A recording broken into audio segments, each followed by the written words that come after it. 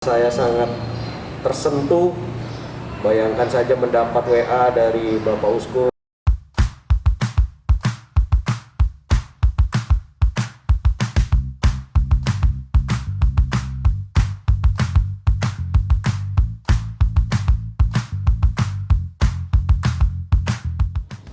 Halo semuanya, hai, Immaculata. Senang banget nih kita kembali lagi dengan channel paroki kesayangan kita Santa Maria YTTM dengan saya Nana dan Lucy.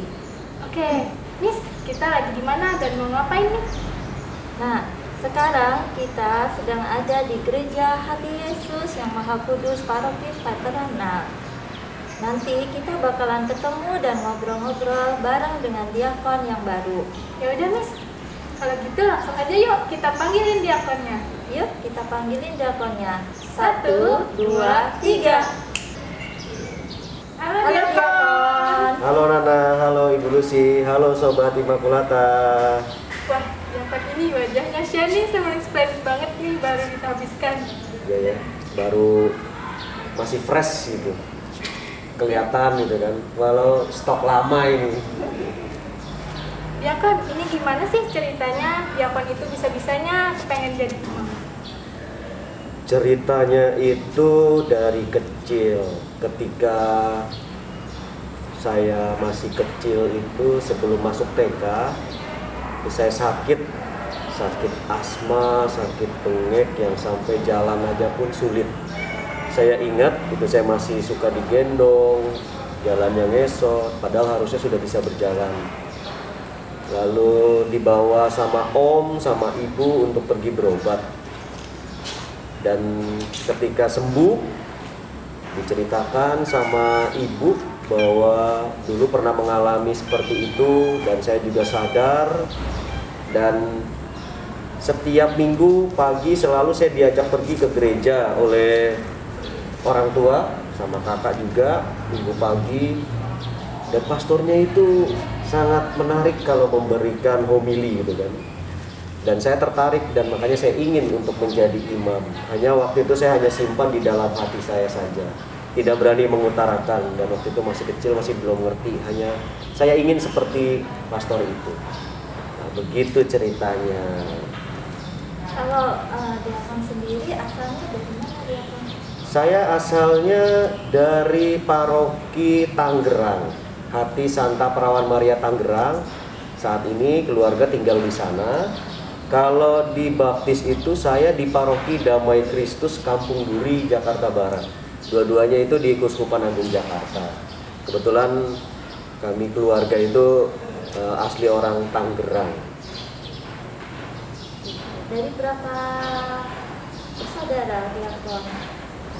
Kami 3 bersaudara.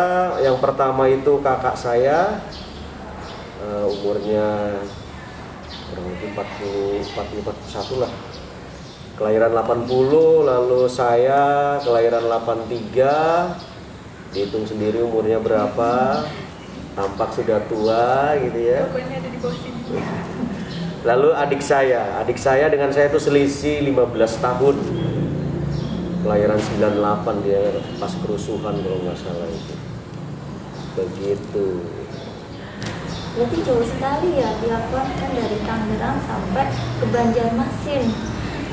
Seperti terdampar di antara dari Pulau Jawa ke Pulau Kalimantan. Gimana ceritanya bisa sampai ke Banjarmasin diakon? Ceritanya itu panjang ya. Jadi saya buat cerita singkat saja. Tahun 2015 itu saya bertemu dengan Uskup Bandung, Monsinyur Anton Sugianto. Lalu beliau menawarkan bahwa kamu mau nggak untuk menjadi imam? Boleh pilih katanya, mau jadi imam projo di Kalimantan, di Papua atau di Sumatera. Nanti dia bisa bantu untuk menawarkan kepada uskup-uskup. Lalu saya sempat bilang ya saya mau, tapi kalau bisa di Pulau Jawa. Agak nawar sedikit. Tapi ternyata beliau bilang itu di luar Jawa saja katanya. Ya sudah, akhirnya saya memutuskan di Kalimantan. Dan ketika itu saya menunggu beberapa waktu dan akhirnya ada jawaban bahwa Uskup Banjarmasin itu tertarik dengan profil saya, dan akhirnya saya dikasih kontak Romo Simon, kontak Bapak Uskup langsung, Monsinyur Petrus Bodeng Timang, dan saya mulai menghubungi via WA, chatting, dan Bapak Uskup sangat respon, bahkan saya sangat tersentuh. Bayangkan saja mendapat WA dari Bapak Uskup, video-video pendek yang menyemangati, menanyakan tentang panggilan, masih serius, mau bergabung di sini. Bahkan terakhir itu sampai saya diundang untuk 1 minggu hadir di Banjarmasin, lalu pergi ke stasi sampai di KR mendekati Sengayam sana, biar tahu kalau stasi di Uskupan Banjarmasin itu seperti ini, ada yang tidak ada listrik gitu kan. Terus jauh-jauh di pedalaman, jadi Imam Projonya itu Imam Projo misi. Begitu ceritanya. Ya kalau misal dirangkum, inilah misteri panggilan Tuhan yang kita tidak tahu. Tiba-tiba orang bilang saya terdampar, tersesat, ya enggak juga, ini rencana Tuhan gitu kan. Begitu. Ternyata cerita panggilan Frater ini gak pendek-pendek banget ya. Ya kan, habis ini kita mau tanya-tanya lagi nih. Tapi kita sambil jalan-jalan aja ya. Boleh. Gimana? Boleh. Ayo kita ada di aja. Ya kan, boleh tahu nggak bagaimana sih perjalanan formasi sebagai calon imam di Banjarmasin ini? Formasinya kalau normal dari lulusan SMP masuk seminari, program KPP dan KPA itu harusnya 4 tahun. Tapi bisa juga SMA-nya di luar, nanti masuk KPA-nya 1 tahun. Setelah itu baru lanjut ke tahun orientasi rohani di Lawang di Malang, Jawa Timur 1 tahun. Jadi kalau dihitung, kalau dari lulus SMP masuk seminari menengah 4 tahun di seminari menengah, lalu tahun orientasi rohani 1 tahun di Malang. Setelah itu S1 filsafat teologi di Malang atau di Pontianak itu 4 tahun, berarti 9. Setelah itu tahun orientasi pastoral 1 tahun, 10. Kembali ke Kalimantan Selatan, ke Uskupan Banjarmasin, nanti ditugaskan di mana untuk praktek orientasi pastoral.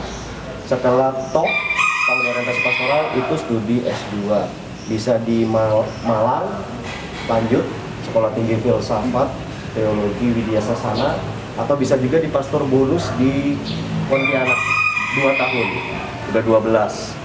Setelah S2 balik lagi ke Banjarmasin untuk menjalani persiapan tabisan diakon.